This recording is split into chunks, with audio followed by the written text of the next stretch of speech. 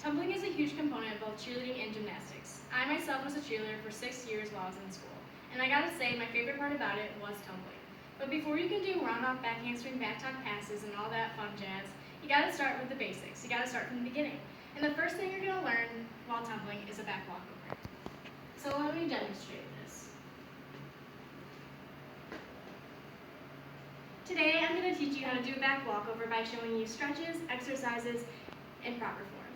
So let's start with stretching. Stretching is super important before any tumbling skill because it's easy to injure yourself. So we're going to first start off by stretching our wrists. This one I bend my wrist back and I lean back. Then I'm going to flip this around and lean back. All these stretches you're going to do for about 10 seconds.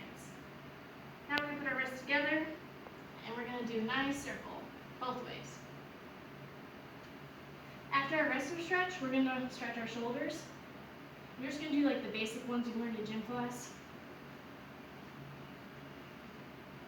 After stretching our shoulders, we're going to stretch the most important part, and that's your back. And what we're going to do is we're going to do a back bend and some other things in it to stretch out. I do 10 seconds each stretch, but if you're first starting out, I would recommend about 30 seconds. So here's your back bend, and then you're going to straighten your legs, point your toes, stretch, lift your leg up, point your toe, straighten your leg, switch. So after we stretch your back, we're going to move on to legs. And in a back walkover, the first leg that kicks over is called the leading leg. And so that's the leg I'm going to stretch. And these split stretches you're going to stretch for about 30 seconds each. So we're going to lean back. And then you're going to pop into your split for 30 seconds. So after we're all stretched up, we're ready to start our exercises. And I gotta say that learning back walkover is a process. It doesn't happen in a day. And it happens in stages. And I'm going to show you the stages of what I did to learn how to do back walkover. So the first stage would be some spider, rock, and jump exercises. So you're going to get into a back bend, and you're going to rock. And then you're going to add a little jump weekend. And this is going to build the strength to be able to kick over. The next exercise I have, you're going to need a wall for. And so we're going to use a door. You're going to put your toes up to it, and you're going to do a back bend against it.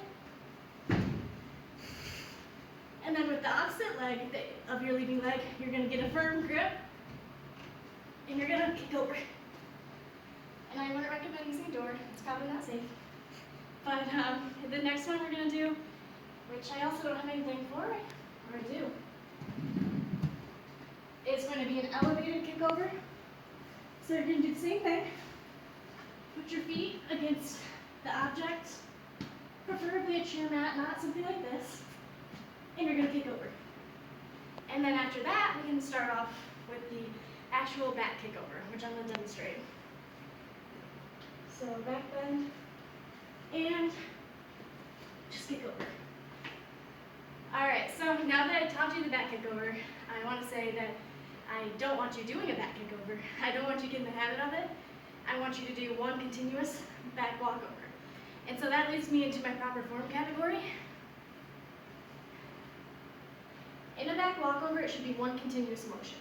So I want to pretend that my wrists are connected to my ankle with a string, alright?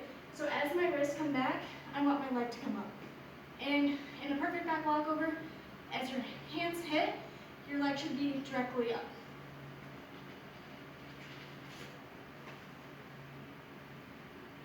Alright, so the next proper form issue would be straight legs and pointed toes. If you're going to do a back walkover, you're going to make it pretty, right? So we're going to make sure that our toe is pointed, our leg is extended from our body, and you also, like I said earlier, it should be like a split in the air. So we're going to try to spread our legs as much as possible.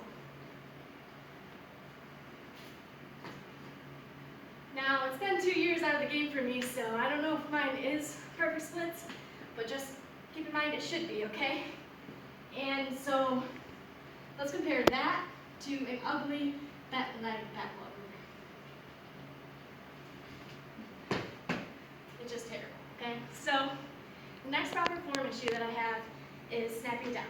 And throughout your whole back walkover, you want to make sure that you're tight, and you should be almost flexing your muscles throughout the entire thing. So even when you come down, you should be controlled. So here's an uncontrolled back walkover. I wasn't tight through it, I was loose.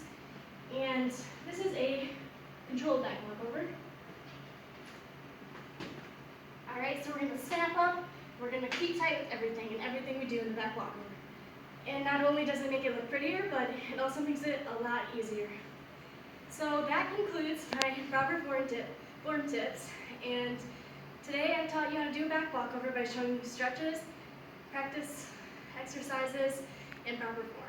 So whether it be joining a cheer team or gymnastics or finding a new way to exercise or just learning a cool trick to show off, I hope that my tips will help you out.